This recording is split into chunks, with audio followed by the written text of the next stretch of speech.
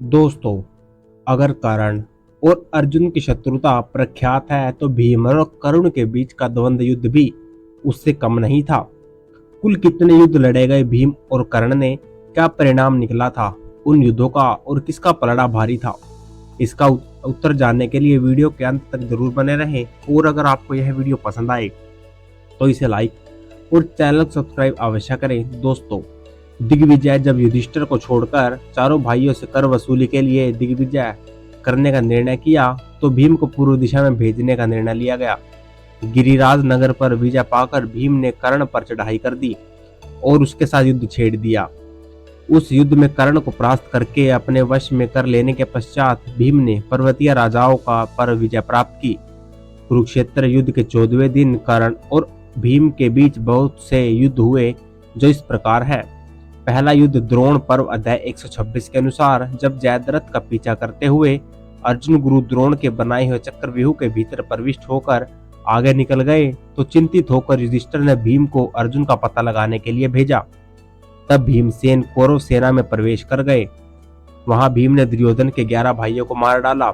इसके बाद उनका सामना कर्ण से हुआ। दोनों ने एक दूसरे पर कई प्रहार किए। एक समय जब कर्ण ने सैकड़ों बाणों द्वारा भीम को बींध दिया तो भीम क्रोधित हो गए और उन्होंने एक शूल के द्वारा कर्ण के धनुष की प्रत्यंचा काट दी। साथ ही उनके सारथी को भी मार डाला और चारों घोड़ों के भी प्राण ले लिए।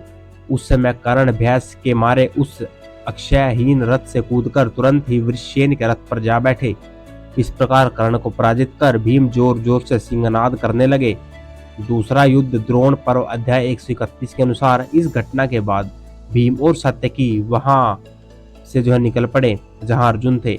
वहां से जाते हुए भीमसेन पर आक्रमण करके कर्ण ने उनके ऊपर बाणों की वर्षा आरंभ कर दी। कर्ण के बाणों ने भीमसेन को ढक दिया। भीमसेन का सारा शरीर खून से लथपथ हो गया। भीमसेन कर्ण के उस चरित्र को मारकर तुरंत ही कर्ण के धनुष को काट दिया। फिर शीघ्रतापूर्वक बाणों का प्रहार करते उसके घोड़ों और सारथी को भी मार डाला। साथ ही नाराज से कर्ण की छाती में भारी आघात किया। भीमसेन के बाण कर्ण के शरीर को छेद कर धरती में समा गए।